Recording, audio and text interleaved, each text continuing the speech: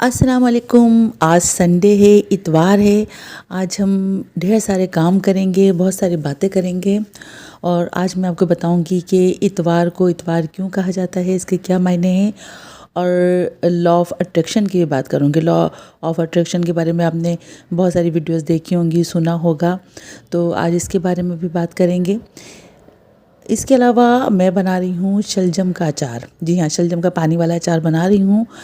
तो ये अचार भी आप देखिएगा कैसे बनेगा और कितना मज़ेदार अचार होता है ये मैंने अभी कुछ दिन पहले ही शलजम का अचार बनाया था और अभी तकरीबन तैयार हो चुका है, लेकिन इसकी रेसिपी मैं आज आपके साथ शेयर करूँगी और भी बहुत सारी बातें करेंगे, बहुत सी बातें मैं आपके साथ शेयर करूँगी। तो चलें देखते रहें वीडियो। आज इतवार का दिन है यानी संडे है। कभी आपने सोचा कि ये लफ्ज़ इतवार कहाँ से आया है, इसके क्या मायने हैं? तो आज हम इसी के ऊपर बात करेंगे। इतवार का दिन यानी तवानाई और नया आगाज़। ये जो लफ्ज़ है इतवार, ये संस्कृत का लफ्ज़ है और आदित्यवार से आया है। यानी संस्कृत में इसे आदित्यवार कहते थे, जिसका मतलब हुआ सूरज से मंसूब दिन। इसीलिए इंग्लिश में इसे संडे कहा जाता है। फ़ारसी में इसे यकशंबा यानी हफ्ते का पहला दिन कहा जाता है। आदित्यवार ही या आगे चलकर इतवार कहा जाने लगा। कदीम ज़माने से ही सूरज को ज़िंदगी की बुनियाद माना गया है, क्योंकि ज़मीन पर मौजूद हर जानदार सूरज की रोशनी से फ़ायदा उठाता है।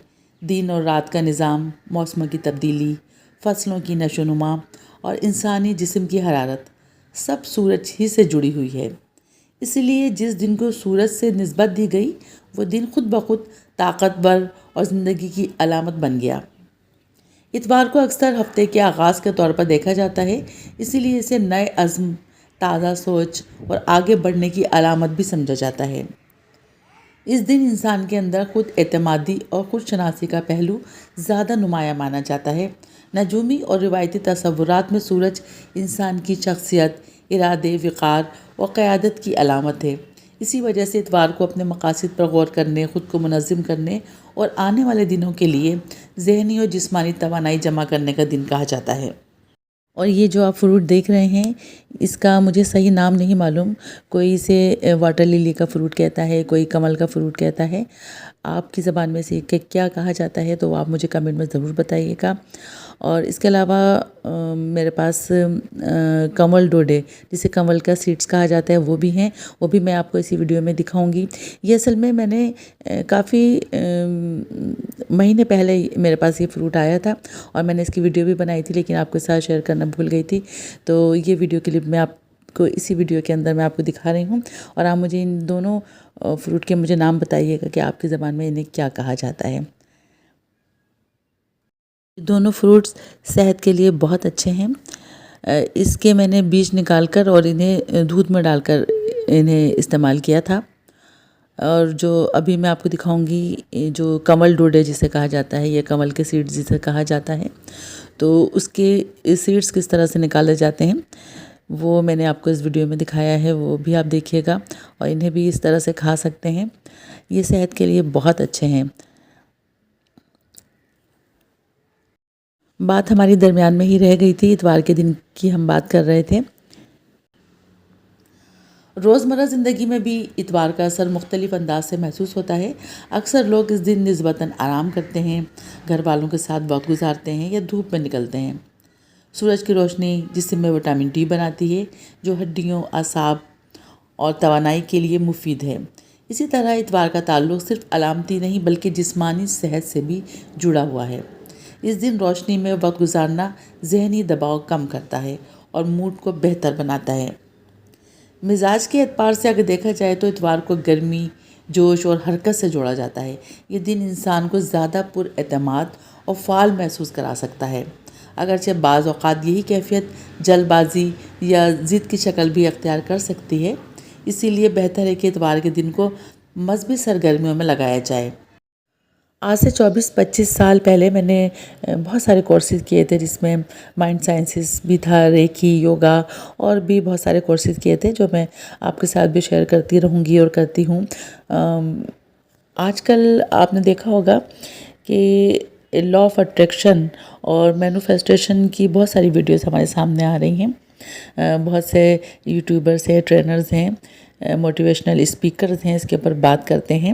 اور یہ تمام چیزیں میں آج سے 24-25 سال پہلے سیکھ چکی ہوں، کیونکہ جب ہم نے ریکی سیکھی تھی تو ریکی میں بھی یہی سب کچھ ہوتا ہے کہ ہم ریکی کے ذریعے سے ہم اپنی صحت کو کس طرح سے اچھا کر سکتے ہیں، اپنی بیماریوں کو دور کر سکتے ہیں.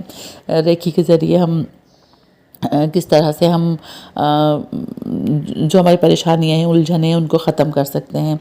تو ریکی کے اوپر تو میں بعد میں بات کروں گی کہ یہ سب کس طرح سے ہوتا ہے.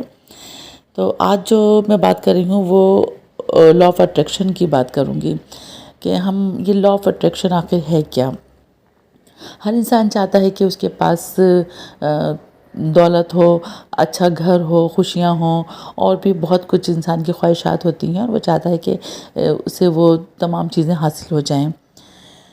لا آف اٹریکشن کے بارے میں بہت سوشل میڈیا کے اوپر بہت ساری ویڈیوز ہیں، اور یہ بہت تیزی سے یہ بات پھیل رہی ہے. اور جو موٹیویشنل اسپیکرز ہوتے ہیں وہ یہ بات کرتے ہیں کہ جو کائنات ہے، یونیورس ہے، یہ انسان کی بات سنتی ہے، اس کے خیالات کو محسوس کرتی ہے، اس کی خواہشات کو پورا کرتی ہے.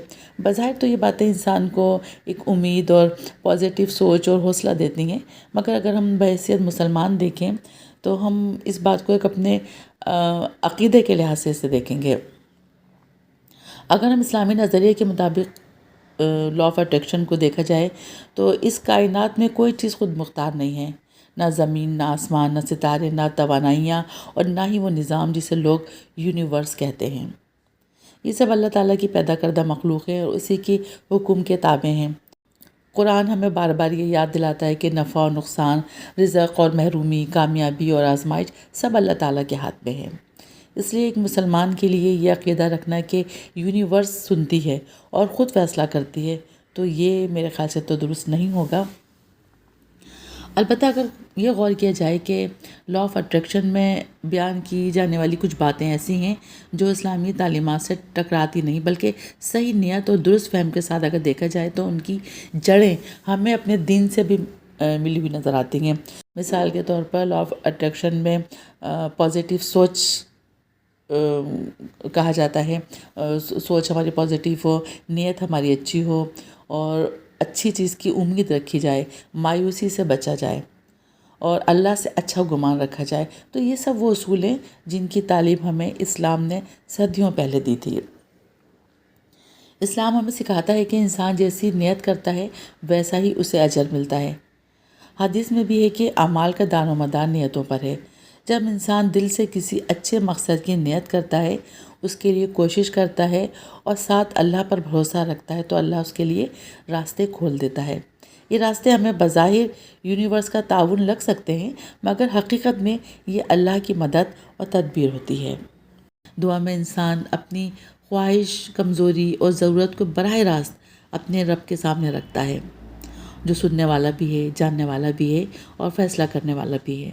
یہاں کسی توانائی یا کائناتی قوت کو مخاطب نہیں کیا جاتا، بلکہ اس ذات کو پکارا جاتا ہے جس کے ہاتھ میں سب کچھ ہے. دعا قبول ہو یا اس کا بہتر بدل ملے، دونوں صورتوں میں بندے کے لیے خیر ہی ہوتی ہے. یہ بھی حقیقت ہے کہ انسان کے خیالات اس کے رویے، فیصلوں اور اعمال پر اثر انداز ہوتے ہیں. اگر کوئی شخص ہر وقت نگیٹو سوچے، خود کو ناکام سمجھے اور نا امیدی میں ڈوبا رہے تو وہ عملی طور پر بھی پیچھے رہ جاتا ہے. اس کے برعکس اگر دیکھا جائے تو جو شخص امید رکھتا ہے، محنت کرتا ہے، اللہ پر توکل کرتا ہے، اس کے لیے کامیابی کے امکانات بڑھ جاتے ہیں. لہٰذا اگر لا آف اٹریکشن کو اس طرح سمجھا جائے کہ ہماری نیت خالص ہو، پازیٹیو ہو، جائز خواہش ہو، ہم اس کے لیے عملی کوشش کریں، دعا کریں اور اللہ پر بھروسہ کریں، تو یہ تصور اسلام کے قریب آ جاتا ہے. مسئلہ وہاں پیدا ہوتا ہے کہ جہاں اللہ کو نظر انداز کر کے کائنات کو خود مختار مان لیا جائے. ایک مسلمان کے لیے درست طرز فکر یہ ہے کہ وہ یہ مانے کہ اللہ دلوں کے حال جانتا ہے، وہی اسباب پیدا کرتا ہے، وہی مواقع عطا کرتا ہے اور وہی قبولیت دیتا ہے. آخر میں سمجھنا ضروری ہے کہ خواہش پوری ہونا ہی ہمیشہ کامیابی نہیں ہوتی. بعض اوقات اللہ کسی خواہش کو پورا نہیں کرتا ہے کیونکہ وہ ہمارے لیے نقصان دہ ہوتی ہے، اور بعض اوقات دیر کرتا ہے کیونکہ وقت ابھی مناسب نہیں ہوتا. اصل مرکز و محور ہمیشہ اللہ کی ذات ہونا چاہیے، کیونکہ سننے والا، دینے والا اور فیصلہ کرنے والا وہی ہے.